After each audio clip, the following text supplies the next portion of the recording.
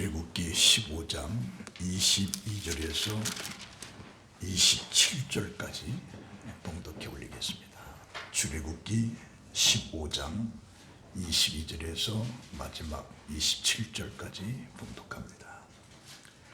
모세가 홍해에서 이스라엘을 인도하며 그들이 나와서 수르 광야로 들어가서 거기서 사흘 길을 걸었으나 물을 얻지 못하고 마라에 이르렀더니 그곳 물이 쏘서 마시지 못하겠으므로 그 이름을 마라라 하였더라. 백성이 모세에게 원망하여 이르되 우리가 무엇을 마실까 하며 모세가 여호와께 부르짖었더니 여호와께서 그에게 한 나무를 가르치시니 그가 물에 던지니 물이 달게 되었더라. 거기서 여호와께서 그들을 위하여 법도와 율례를 정하시고 그들을 시험하실세 이르시되 너희가 너희 하나님 나 여호와의 말을 들어 순종하고 내가 보기에 의를 행하며 내 계명의 귀를 기울이며 내 모든 규례를 지키면 내가 애굽 사람에게 내린 모든 질병 중 하나도 너희에게 내리지 아니하리니 나는 너희를 치료하는 여호와임이라. 그들이 엘림에 이르니 거기에는 물샘 12과 종려나무 70그루가 있는지라. 거기서 그들이 그 물 곁에 장막을 치니라. 아멘. 봉독한 말씀을 가지고 치유하시는 하나님이라 라고 하는 내용으로 함께 은혜를 받습니다. 어거스틴은 이런 말을 했습니다. 하나님과 사랑에 빠지는 것은 가장 위대한 로맨스다. 그분을 찾는 것은 가장 위대한 모험이고 그분을 발견하는 것은 인간의 가장 위대한 성취다라고 어거스틴은 말을 했습니다. 오늘 이 본문은 이 출애굽을 하고 적과 꿀이 흐르는 가나안 땅으로 가는 길에 홍해바다를 만나게 됩니다. 이스라엘을 놓아주었던 바로는 마음이 변해서 다시 군대를 앞세우고 우리가 어찌 이스라엘을 우리의 섬김에서 놓아 보냈는가 그러고서 추격을 하게 됩니다. 바로가 가까이 올 때에 이스라엘 자손이 눈을 들어본 즉 애굽 사람들이 자기들 뒤에 이른지라. 이스라엘 사람들이 심히 두려워하면서 여호와께 부르짖고 그 부르짖은 다음에 그리고 나서 모세를 원망을 하게 됩니다. 애굽의 매장지가 없어서 당신이 우리를 이끌어내어 이 광야에서 죽게 하느냐. 어찌하여 당신이 우리를 애굽에서 이끌어 우리에게 이같이 하였느냐. 우리를 내버려 두라. 우리가 애굽 사람을 섬길 것이라 하지 아니하더냐. 애굽 사람을 섬기는 것이 광야에서 죽는 것보다 낫겠노라 라고 하면서 추격하는 바로의 군대를 보면서 이스라엘 사람들의 마음이 동요하기 시작합니다. 그때 출애굽기 14장 13절에 보면 모세가 백성에게 이르되 너희는 두려워하지 말고 가만히 있어서 여호와께서 오늘 너희를 위하여 행하시는 구원을 보라. 너희가 오늘 본 애굽 사람을 영원히 다시 보지 아니하리라. 여호와께서 너희를 위하여 싸우시리니 너희는 가만히 있을지어다. 하나님은 모세에게 너는 지팡이를 들고 손을 바다 위로 내밀어 그것이 갈라지게 하라. 이스라엘 자손이 바다 가운데서 마른 땅을 행하게 하리라. 그래서 모세는 하나님의 말씀대로 바다 위에 손을 내밀매 여호와께서 큰 통풍을 밤새도록 불면서 바닷물이 물러가게 하시니 물이 갈라지면서 바다가 마른 땅이 됩니다. 그래서 이스라엘 자손이 바다 가운데를 육지처럼 건너가고 물은 그들의 좌우의 벽이 되게 됩니다. 출애굽기 14장 26절에 보면 여호와께서 모세에게 이르시되 내 손을 바다 위로 내밀어 물이 애굽 사람들과 그들의 병거들과 마병 위에 다시 흐르게 하라 하시니 모세가 곧 손을 바다 위로 내밀매 새벽이 되어 바다의 힘이 회복된지라. 물이 다시 흘러 병거들과 기병들을 덮되 그들의 뒤를 따라 바다에 들어간 바로의 군대를 다 덮으니 하나도 남지 아니하였더라. 그래서 이스라엘 민족을 추격하던 바로의 군대는 홍해바다에 전부 다 죽습니다.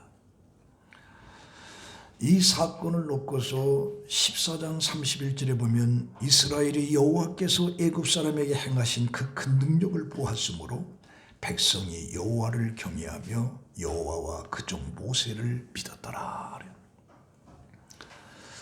그래서 이게 15장에 넘어와서는 모세와 이스라엘 자손이 하나님을 향해서 노래를 부르고 있습니다. 또한 모세와 아론이 그 누이 미리암도 손에 소고를 잡으며 모든 여인들이 그를 따라오면서 소고를 잡고 춤을 추면서 노래를 부릅니다. 완전히 축제입니다. 말로 표현할 수 없는 기쁨과 상황이 지금 전개되고 있는 겁니다. 그래서 15장 1절에 이때에 모세와 이스라엘 자손이 이 노래로 여호와께 노래하니 일렀으되 내가 여호와를 찬송하리니 그는 높고 영화로우시며 말과 그 단자를 바다에 던지셨습니다. 여호와는 나의 힘이요 노래시며 나의 구원이시요 그는 나의 힘이요 노래시며 나의 구원이시로다. 그는 나의 하나님이시니 내가 그를 찬송할 것이요 내 아버지 하나님이시 내가 그를 높이리라. 이스라엘 민족 전체가 춤을 추면서 노래를 부르는 겁니다. 10절에 보면 주께서 바람을 일으키심에 바다가 그들을 덮으니 그들이 거센 물을 남같이 담겼나이다. 여호와여 신중에 주와 같은 자가 누구이까? 주와 같이 거룩함으로 영광스러우며 찬송할 만한 위엄이 있으며 기이한 일을 행하는 자가 누구리까? 여호와께서 영원 무궁토록 다스리로다. 이제 15장의 노래가 되고 있습니다. 이걸 보면서 예수 믿는 사람들은 홍해바다를 가르는 전능하신 하나님을 체험해야 된다. 왜냐하면 이렇게 체험을 한 사람은 찬양을 부르지 말라고 해도 자연스럽게 찬양을 부르게끔 되어 있습니다. 그래서 이 체험이라고 하는 것이 우리 신앙생활에 너무너무 중요한 거예요. 모세가 가시떨기 나무에서 하나님의 음성을 들었고 하나님의 음성을 들은 이 체험이 모세로 하여금 주어진 사명을 감당하게끔 하는 겁니다.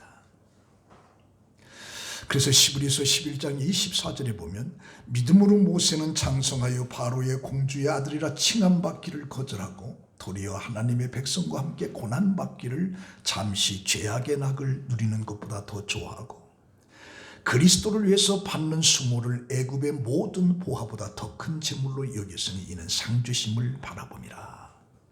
그래서 모세는 이 시내산에서 하나님을 만난 이 체험이 모세로 하여금 모든 것을 감당할 수 있게끔 만들었다. 그래서 우리가 신앙생활에 있어서 아주 중요한 것이 첫 번째가 뭐냐? 하나님을 체험하라는 거죠. 사도행전 9장에 보면 바울이라고 하는 사람이 원래 예수 믿는 사람을 핍박하고 스데반을 죽이는 데 앞장서고 예수 믿는 사람들을 감옥에 가두었던 아주 강력한 바리새인이었습니다. 이 9장 속에 보면 이제 공문을 받아서 다메섹으로 가는 거죠. 예수 믿는 사람을 잡으러 가는데 가는 도중에 강한 빛을 발하게 돼요. 그래서 바울아 바울아 네가 어찌해서 나를 핍박하느냐 이 음성을 듣는 거예요. 바울이 그 자리에 엎드려서 주여 누구십니까? 네가 핍박하는 예수다라.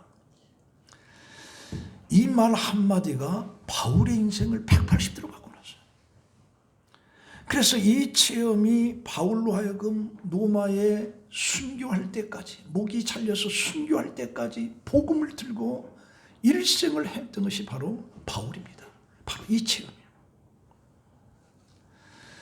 우리 창세기 28장에 야곱의 체험이 있는데 형과의 갈등 속에서 아버지에 의해서 결국에 밧단-아람 외갓집으로 도망을 가는 거예요.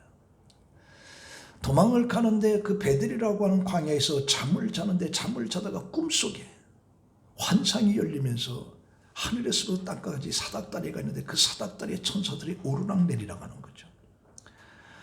그러면서 거기에서 음성이 들리기를 나는 여호와니 너의 조부 아브라함의 하나님이요 이삭의 하나님이라.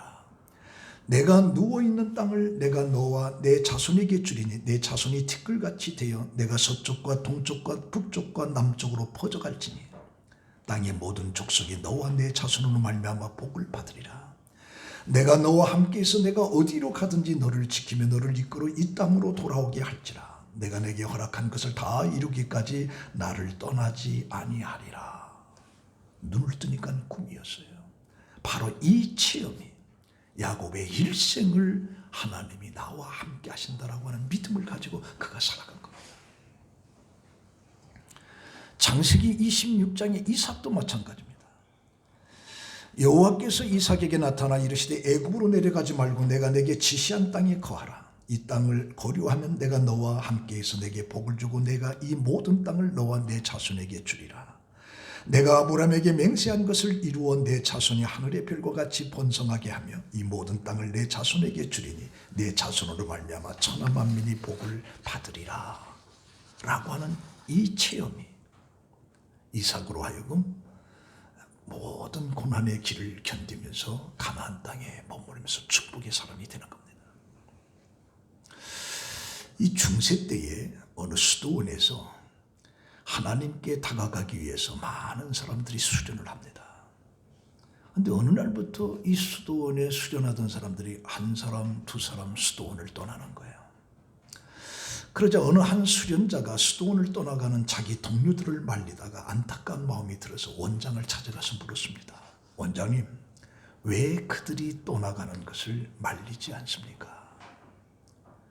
그때 원장은 잠시 깊은 생각에 잠겼다가 다음과 같은 이야기를 들려줍니다. 사냥꾼이 수많은 사냥개를 풀어서 토끼를 잡으러 갔다. 그 가운데 맨 처음 토끼를 발견한 사냥개는 마구 짖어대며 그 토끼를 쫓아간다. 그러면 토끼를 보지 못한 다른 사냥개들도 같이 짖어대면서 그 사냥개를 따라간다. 그러나 토끼를 직접 보지 못하고 따라가기만 했던 개들은 힘이 들거나 어떤 장애물이 나타나면 포기하고 되돌아온다. 그렇지만 토끼를 직접 본 개는 자기 목표를 확인하였기 때문에 어떠한 어려움이나 힘든 일이 있어도 끝끝이 토끼를 보면서 쫓아간다. 그 이야기를 듣고 있던 그 수련자는 아무 말 없이 수련의 자리로 돌아갔다는 얘기예요. 내가 예수를 믿으면서 신앙생활하는 데 있어서 내가 체험을 한 것과 그러지 못한 것과는 하늘과 땅 차이. 남들이 하나님을 보았다고 하나님을 체험했다고 해서 무턱대고 쫓아만 간다면 그 사람은 어떤 어려움이 부딪힐 때는 전부 다 그 자리에서 포기하고 외면하게 되는 겁니다. 믿음의 확신을 위해서는 주님을 개인적으로 만나는 체험이 있어야 돼요. 단순히 어떤 지식적으로 예수를 아는 것이 아니라 인격적으로 예수를 만나는 경험을 가져야 된다. 그러한 경험이 많은 사람들로 하여금 시련과 유혹에도 낙심하지 않고 믿음을 지킬 수 있는 거예요. 근데 체험이 없으면 남들을 따라가서 신앙생활하고 남들을 따라서 교회 가다 보면 삶 속에 어려움이 오면 다 주저앉아 버려요. 그래서 체험이 그렇게 중요하다는 거예요. 20세기의 탁월한 신학자라고 하면 갈바르트입니다. 이 갈바르트가 하루는 꿈에서 하늘나라에서 유명한 음악가인 모차르트, 신학적으로 이 모차르트를 평가하라고 하는 명령을 받아요. 그래서 이 갈바르트는 자신의 임무를 수행하기 위해서 주로 모차르트의 음악 중에 예배와 관련된 부분에 관해서 집중적으로 모차르트에게 질문을 하는 겁니다. 그런데 모차르트는 아무런 답을 하지 않고 침묵만 지키는 겁니다. 그러다가 잠이 깬 거예요. 그래서 이 갈바르트는 이 꿈이 내가 왜 이런 꿈을 꾸었는지 도무지 이게 무슨 뜻인지를 알 수가 없었어요. 그런데 바로 이 갈바르트의 이 꿈을 유명한 영성가 토마스 머튼이라고 하는 사람이 해석을 한 겁니다. 하나님께서는 자네에게 하나님을 아는 것은 이론적인 학문보다 하나님을 체험하고 감정으로 느끼는 것을 음악을 표현했던 모차르트에게 배우라고 암시를 준 것이다 라고 하는 이야기를 하게 됩니다. 그러니까 우리가 이론적으로 남이 들었던 말했던 이런 내용들을 가지고 내가 믿음을 지키기는 어렵다는 얘기예요. 그런 대상에 대한 실질적인 어떤 체험이 내게 있을 때 그 체험으로 우리는 어떠한 일이 있어도 믿음을 지키고 승리할 수가 있다는 얘기죠. 그래서 우리는 뛰어난 삶을 살았던 신앙의 위대한 위인들을 볼 때마다 그들의 삶을 우리가 쳐다보게 되는데, 그러나 그들로 하여금 그처럼 탁월한 신앙의 삶을 가능하게 만들었던 그 비결은 그들의 삶의 현장에 있지 않고 그들의 내면의 세계에 있었다. 그들의 영혼 속에서 살아계셔서 그들의 삶을 사로잡으신 하나님이 그들로 하여금 위대한 믿음의 삶을 살 수 있도록 가능하게끔 만들었다. 그래서 그들은 한결같이 하나님을 깊이 만난 사람들이었다. 그러니까 하나님을 만난 사람들이 신앙생활을 할 수가 있다. 그리고 이런 만남은 이례적인 것으로 끝나지 않고 끊임없이 하나님과의 교제 속에서 자신의 삶 한가운데서 반복적으로 역사하는 것을 경험하는 사람들이었어요. 그들에게 있어서 참된 알미라고 하는 것은 경험을 통반한 것이었으며 그 체험은 진리와 나눌 수 있는 성질의 것이었습니다. 그래서 하나님을 아는 것이야말로 모든 영적인 회복의 강권입니다. 전심으로 하나님을 추구하는 것입니다. 하나님을 체험하는 것을 사모하는 거죠. 하나님의 성품을 경험하는 거죠. 그래서 어떻게든지 간에 내가 하나님의 놀라운 것을 내가 만나는 이 체험이 나로 하여금 신앙생활을 끝까지 유지하게끔 만든다. 근데 누구에 의해서 교회를 가자, 뭐하자 이런 사람들은 조그만 어려움이면 다 무너져요. 아침에 차 타고 오는데도 대부분 남자들이 그런다고요. 삐지면 나 교회 안 간다. 이게 무기가 된다. 교회 안 간다. 남자들이. 왜 그런 소리가 나오냐? 체험을 안 해서. 그냥 기분에 따라서 교회 가는 거예요. 기분 나쁘면 교회 안 가는 거예요. 그 왜 그러냐? 예수를 만난 일이 없기 때문에. 이렇게 신앙생활하는 사람은 조금만 어려우면 다 무너져요. 다 무너져요. 신앙생활 할 수 없어요. 중요한 것은 내가 예수 그리스도를 만나는 체험. 그래서 예수를 만나는 체험이 있기를 예수의 이름으로 축원합니다. 두 번째는 하나님을 신뢰하라는. 시험이라고 하는 것은 두 가지 단어 해석이 있습니다. 하나는 템페션이라고 하는, 이건 유혹이라는 말이죠. 유혹에 걸려 넘어지게 하려고 올무를 두는 거, 이게 바로 유혹이죠. 이게 템페션이라고 하는. 그래서 하나님께서는 이러한 시험을 절대로 하지 않습니다. 우리 성도들로 하여금 넘어져서 멸망하게끔 하기 위한 시험, 유혹은 절대로 하지 않습니다. 그러나 하나님이 하는 것이 테스트입니다. 테스트. 훈련이죠. 실력을 강화시켜 주시기 위한 시험이죠. 그래서 이 훈련은 인내와 지구력이 필요한 겁니다. 어려움을 견디면서 하나님의 말씀에 순종하는 훈련이죠. 그래서 하나님께서는 때로 우리들에게 믿음을 테스트하는 겁니다. 테스트. 마치 아브라함에게 100세에 난 아들을 갖다가 모리아산에 번제로 드려라 라고 하는 것으로 아브라함을 시험해보는, 테스트해보는 거예요. 네가 그런 상황 속에서도 하나밖에 없는 독자를 나를 위해서 바칠 수 있겠느냐. 그것도 3일 길을 걸어가는 겁니다. 순간 충동적으로 할 수 있어요. 그러나 3일 길을 걷고 걸어가면서도 부자지간의 관계 속에서 내가 이 아들을 정말 모리아산에 드릴 수 있을까라고 하는 테스트입니다. 테스트.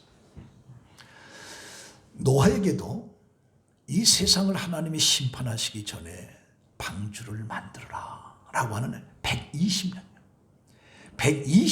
동안 산중턱에 배를 만드는 모든 사람들이 미쳤다고 합니다. 그럼에도 불구하고 하나님께서는 그 노아에게 배를 짓는지 않는지 테스트해 보는 거예요. 그래서 그 가정 전체가 구원을 받게 되는 겁니다. 자, 지금 홍해바다를 건너서 이스라엘 사람들이 노래를 부르면서 하나님을 찬송하리로다 라고 하면서 사흘길을 걸어가는 거죠. 뒤쫓던 애굽의 사람들은 홍해바다 다 수장됐습니다.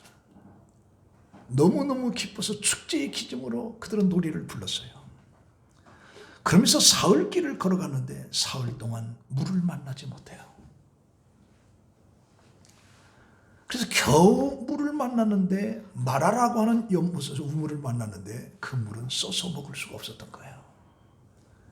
그때 백성들은 모세를 원망하기 시작하는 겁니다. 3일 전에 하나님께서 자신들을 이끌어내신 그 홍해바다를 가르고 구원해 주신 그 하나님을 찬양했던, 그 구원을 목격했던 그 수많은 이스라엘 사람들이 3일 길을 걸어가서 물을 놓지 못하니까 그 찬양은 다 없어져 버렸어요. 그 노래는 다 없어졌어요. 그리고 모세를 원망하기 시작하는 겁니다. 그럼 이걸 보면서 목이 말라 죽을 지경이 된 이스라엘 사람들에게 하나님은 무엇을 테스트했을까? 테스트란 말이에요. 하나님은 그들에게 그런 상황 속에서도 나를 신뢰하는 믿음이 있느냐라고 하는 것을 확인하기 위한 거였어요. 홍해바다를 가르시면서 구원을 주신 그 하나님이 이스라엘 민족을 광야에서 먹이지 못하겠습니까? 마시지를 못하게 하겠습니까? 그런데도 그 3일 길을 걸어서 이런 상황 속에서도 네가 나를 신뢰할 수 있겠느냐라고 하는 테스트였습니다. 그래서 26절에 보면 이르시되 너희가 너희 하나님 나 여호와의 말을 들어 순종하고 내가 보기에 의를 행하여 내 계명의 귀를 기울이며 내 모든 규례를 지키면 내가 애굽 사람에게 내린 모든 질병 중 하나도 너희에게 내리지 아니하리니 나는 너희를 치료하는 여호와임이라. 그래서 우리가 삶 속에 항상 신앙에 그 실패하는 그 원인이 뭐냐? 그것은 항상 내 생각을 앞세우기 때문입니다. 내 생각을 앞세우기 때문에 우리는 신앙에 실패를 하는 거예요. 중요한 것은 내 생각을 잠시 내려놓는 겁니다. 나의 정확한 판단보다도 하나님의 마음을 읽고 그분의 시각에 맞추는 거죠. 근데 우리는 정확한 내 판단이다, 내 생각이다, 이것이 우리는 신앙의 암초가 되는 거예요.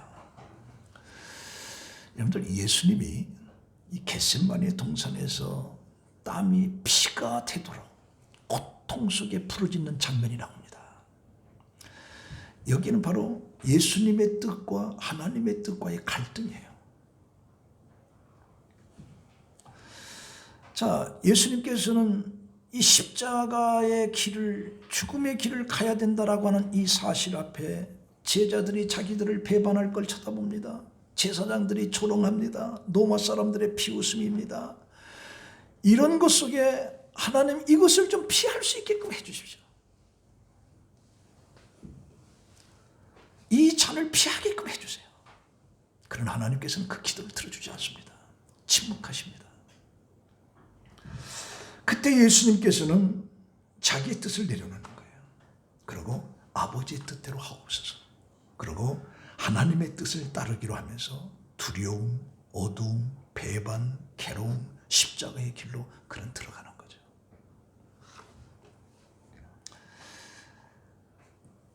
오늘 우리들도 신앙생활하면서 내 뜻과 하나님의 뜻과의 관계 속에서 내 생각, 내 뜻을 내려놓을 줄 알아야 돼요. 내려놓을 줄 알아야 돼요. 이걸 내려놓지 못하기 때문에 우리는 예수를 등지게 되는 거죠. 이 출애굽을 한 이스라엘 민족은 가나안 땅을 향해서 가면서도 그들은 여전히 마음이 애굽에 있었던 거죠. 오늘 예수의 사람이면서도 아직도 예수 믿기 전에 그런 행동과 생각을 가지고 있고 세상에 있는 거예요. 하나님과의 관계 속에서 우선순위로 밀려난 거죠. 그래서 요한일서 2장 15절에 이 세상이나 세상에 있는 것들을 사랑하지 말라. 누구든지 세상을 사랑하면 아버지의 사랑이 그 속에 있지 아니하니 이는 세상에 있는 모든 것이 육신의 정욕과 안목의 정욕과 이생의 자랑이니 다 아버지께로부터 온 것이 아니요 세상으로부터 온 것이라. 이 세상도 그 정욕도 지나가되 오직 하나님의 뜻을 행하는 자는 영원히 거하리라. 이 세상도 그 정욕도 다 지나가. 오직 하나님의 뜻을 행하는 자는 영원히 거하리라. 그래서 예수님께서 이 잔을 피할 수만 있기만 피하죠. 그러나 내 뜻대로 하지 마시고 아버지 뜻대로. 왜? 그게 영원한 길이니까. 이게 오늘 우리들도 마찬가지예요. 이 세상 다 지나갑니다. 이 정욕 다 지나갑니다. 오직 하나님의 뜻을 행하는 것, 이 자만이 영원히 거하리라. 그래서 하나님을 아는 것에 초점을 두는 것이 아니고 어떻게 하면 내 이익을 얻을 수 있을까? 이것 때문에 우리는 항상 실패를 하는 거예요. 하나님의 뜻을 구하는 것보다 내 자존심, 내 명예, 내 이익, 내게 어떤 플러스 이런 것만 생각하니까 무너지고 만다 그런 얘기죠. 여러분들 이 세상에서 이 포유동물에서 일반적으로 가장 작게 여기는 동물과 가장 크게 여기는 동물하면 쥐와 코끼리입니다. 여기 신시아 포이킨의 백과사전에 보면 쥐의 임신 기간은 12일에서 22일까지입니다. 코끼리의 임신 기간은 520일에서 730일이라고 합니다. 그래서 이 포이킨의 그에 져서 코끼리 믿음에서 쥐를 닮은 믿음의 사람과 코끼리를 닮은 믿음의 사람에 대해서 분류를 하는 거죠. 쥐의 믿음을 가진 사람은 빠르긴 하지만 믿음의 지속성이 짧고 쉽게 변한다. 반대로 코끼리의 믿음은 결과를 얻기까지 매우 오랜 시간이 걸리지만 과묵하고 참고 견디어 유익을 주는 믿음이라. 이런 믿음은 늘 신실한 모습으로 예배하고 온전한 예물을 드리는 것이 믿음이죠. 그런 믿음을 가진 사람은 자리에 연연하지 않고 직분에 목을 매지 않고 그 믿음은 열매를 맺기까지 남들보다 오랜 시간 걸리지만 그 맺는 열매는 크고 강하고 가치가 있고 굳건하다. 이렇게 이야기를 해요. 이제 코끼리와 같은 믿음. 여러분들 이 구약 속에는 이 다윗도 사무엘 선지자로부터 이스라엘 왕이 될 것이다 라고 하는 기름 부음을 받습니다. 사울왕에 이어서 왕이 될 것이라고 하는 것을 예시해 주는데 그러나 그가 왕이 되기까지는 그 시간이 빨리 오지 않아요. 약 20년간이 걸린 거예요. 그 20년간 동안 환난과 시련과 상처와 아픔이 찾아왔어요. 오랜 시간 때로는 미친 짓도 하고 수많은 죽음의 고비를 넘어갑니다. 그러고 나서 20년 뒤에 왕이 되는데 바로 이 고난의 이 경험이 다윗을 위대한 왕으로 만들었다는 거죠. 그래서 하나님이 이스라엘 왕이 될 것이라고 하는 그 말씀을 붙들고 그는 그 숱한 고난의 견디를 다 견뎌요. 테스트죠. 그러나 그 테스트는 그로 하여금 더 성숙한, 그래서 이스라엘의 유명한 왕이 됐던 것이죠. 그 제임스 톱스의 그 책에 하나님이 이해되지 않을 때라고 하는 책이 있습니다. 여기에 보면 믿음은 결코 도전이 없이 행해지지 않는다. 우리는 어려운 상황이 직면하게 되면, 우리 상황이 돌변하게 되면 하나님은 도대체 어디 계시는가? 왜 하나님은 이런 상황에서 나를 구원해 주시지 않는가? 이렇게 의문을 제기하게 됩니다. 그때 톱스는 말하기를 대부분의 신자는 큰 시련 속에서 믿음을 시험받게 되는 감정적이고 영적인 깊은 계곡을 경험한다. 믿음이 하나님의 우선순위의 체계 속에서 가장 우위에 있기 때문이다. 하나님은 우리가 그분을 신뢰해야만 하는 상황으로 인도하심으로 우리의 신뢰를 쌓아가신다. 그것이 바로 우리가 신뢰에 이를 수 있는 유일한 길이다. 그러면서 아마도 지금 여러분들의 삶 속에 인생의 엄청난 시련을 겪고 있는지도 모른다. 그러나 절망하지 말라. 왜? 그것을 통해서 하나님은 당신을 훈련하고 있다. 훈련하고 있다. 실망하지 마세요. 절망하지 마세요. 좌절하지 마세요. 왜? 그 고통으로 여러분들을 지금 훈련하고 있는, 훈련하고. 그래서 우리는 인생의 혼란 가운데 있을지라도 그 순간 하나님을 의지하면 그것이 바로 진정한 신뢰가 되고, 이때 다른 것은 감히 끼어들지 못하는 거예요. 그러니까 하나님을 100% 신뢰하면 조그만 틈새에 어떤 의심도 들어오지 않습니다. 내가 그분을 신뢰하지 못하기 때문에 세상에 갖가지 생각이 들어오면서 내 믿음을 잘라내는 거예요.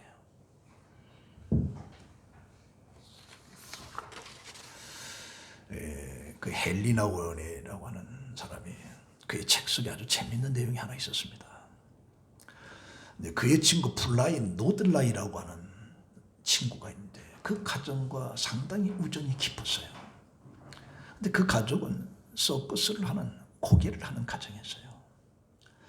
근데 나후에는 그들의 고개에서 자신이 가장 깊이 동경하던 것이 예술적으로 성취되는 모습을 보았어요. 그리고 그들을 만남으로써 새로운 의식 속으로 빨려 들어간다라고 고백하는 거예요. 왜 그러냐? 헨리가 그들의 그 고개를 볼 때에 그 매력을 느끼는 자가 뭐냐? 이쪽의 그네와 이쪽의 그네 속에 쫙 하면서 그네 손을 탁 놓잖아요. 놓치면 저쪽 사람도 탁 붙잡잖아요. 이 장면을 보면서 특별한 관련이 있는 것이다. 이게 관중이로 몸을 높이 날리는 그 담대한 사람, 만약 그 손을 잡지 못하면 떨어져 죽는 거 아니에요. 근데 이쪽에서 계속 저쪽에서 또 손을 탁 잡아주는 이것을 그 공중 얘기를 볼 때에 이건 정말 엄청난 예술이다. 그러면서 그 이야기를 할 때 그 친구였던 노들라이가 이렇게 말을 합니다. 그에게 나는 자가 잡아주기를 절대로 잡으려고 해서는 안 된다. 지금 이게 쫙 나릅니다. 그럼 이 잡아주는 자가 있을 거 아니야. 이 잡아주는 자를 믿고 그를 잡으려고 해서는 안 된다. 그냥 쫙 있어야 돼. 신뢰를 해야 된다. 그럼 잡는다. 근데 나는 사람이 잡아주는 사람 손을 잡으려고 하면 그때는 떨어지고 만다. 이게 100% 신뢰다. 100% 신뢰다. 어쩌면 우리가 신앙생활하는 것이 그와 맞잖아요. 하나님을 향해서 우리는 100% 신뢰하고 가만히 있어요. 내가 뭘 잡으려고 해서는 안 돼. 하나님이 잡아줘요. 하나님이 잡아준다. 내가 잡으려고 해서는 안 돼. 내가. 우리는 믿기만 하는 거죠. 그가 나를 보다 더 좋은 곳으로 인도해 주실 것이다라고 하는 걸 믿기만 하면 되네. 믿기만. 근데 우리가 두려움 속에 손을 뻗지. 내가 잡으려고 해서 내 바짝 하려면 실패다. 내가 잡으려고 가만히 있어. 그러면 그가 잡게끔 되어 있다. 이게 고개 섞어서 아주 중요한 철칙이랍니다. 철칙이. 네. 영어는 우리들도 고통이 있을 때, 고난이 있을 때 중요한 것은 하나님을 향해서 100% 가만히 있어요. 그분을 신뢰하면 돼요. 그분을. 그럼 그분이 나를 잡으신다. 그리고 보다 더 좋은 곳으로 인도해 주신다. 이게 신뢰다, 신뢰. 여러분들 그 사사기에서 나오는 거 있잖아요. 그 사드락과 메삭과 아벤느고가 느부갓네살 앞에 절을 해라. 절을 하지 않겠다. 풀무불에 집어넣는. 그때 사드락과 메삭과 아벤느고가 왕이여, 우리가 섬기는 하나님이 그 풀물에서 우리를 구원해 주실 겁니다. 그래서 뭐라고 하냐면 그렇게 하지 아니하실지라도, 그가 우리를 구원해 주지 아니할지라도 나는 왕의 신상에게 절하지 않겠나이다. 이게 사드락과 메삭과 아벤느고예요. 그분에 대한 100% 신뢰입니다. 신뢰. 오늘 우리들도 신앙생활 때 하나님을 향한 100% 신뢰예요. 신뢰. 근데 중요한 것은 이 100% 신뢰가 됩니까? 안 됩니까? 안 돼. 왜 안 되냐? 체험을 안 해서 체험을. 체험을 한 사람은 어떤 환경 속에서도 그분을 신뢰할 수가 있어요. 그런데 듣기만 하고 가자고 해서 하지 못해서 가고 이렇게 신앙생활하는 사람은 절대로 신뢰할 수가 없습니다. 말로는 신뢰한다고 해도 신뢰할 수가 없어요. 그러니까 그분을 만나는 체험. 그러고 나서 그 사람들이 100% 신뢰할 수가 있는 겁니다. 자, 세 번째로 치유하시는 하나님이시다.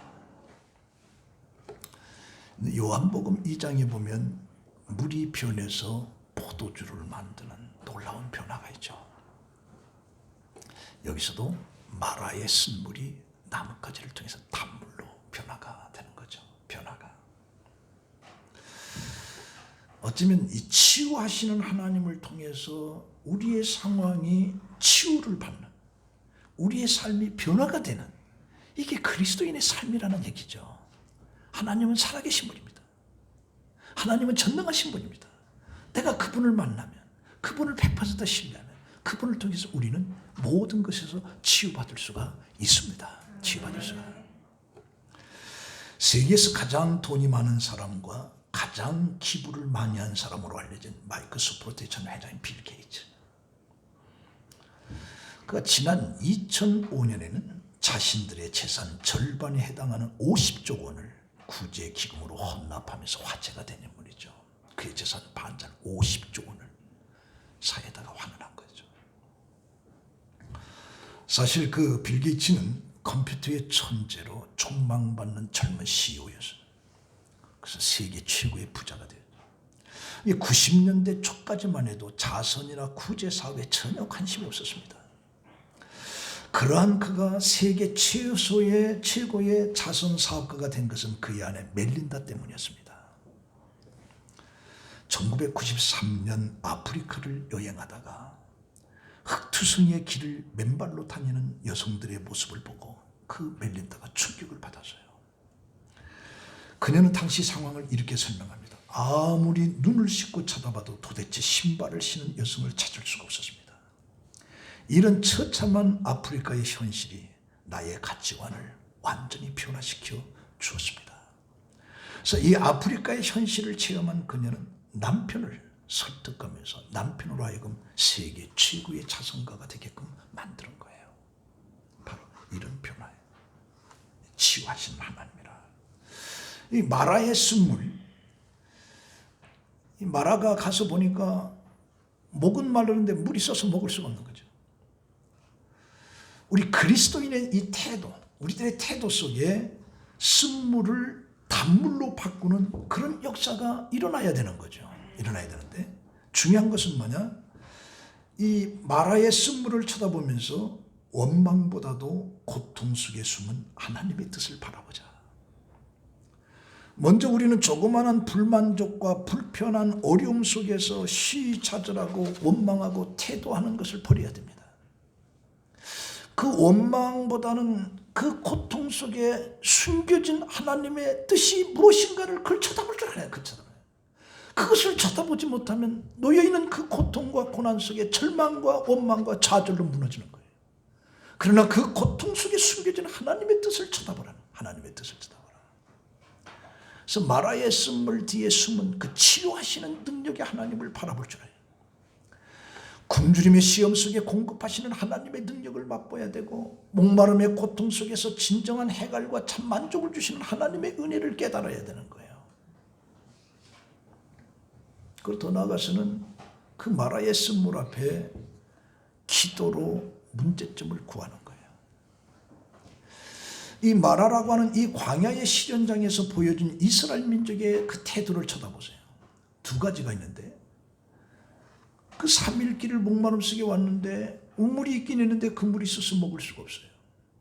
그때 이스라엘 민족들은 한결같이 어떻게 이렇게 쓴 물을 먹을 수가 있느냐, 왜 우리를 이곳에 끌고 와서 고생을 시키느냐라고 원망과 불평을 하는 백성들의 모습이 있었고, 마라의 그 문제를 끌어안고 하나님께 나아가면서 기도로 간구하는 지도자의 모세의 모습을 살펴볼 수가 있는 거예요.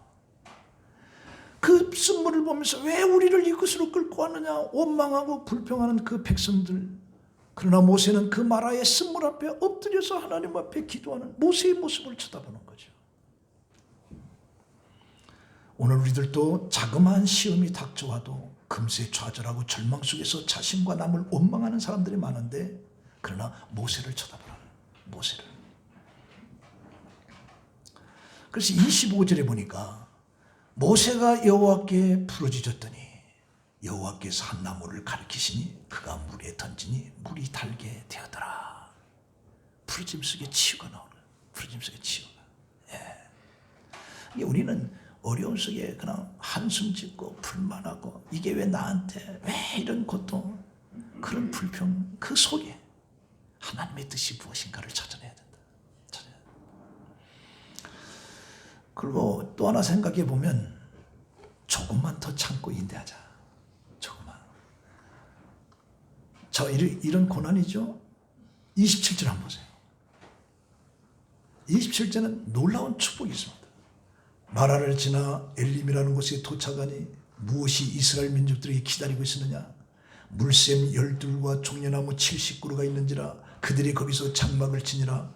마라의 시험을 건너온 이스라엘 백성들을 기다려.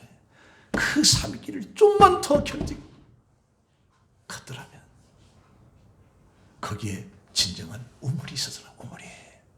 그러니까 우리는 고난 속에 조금만 더 참자, 조금만 더 기다리자.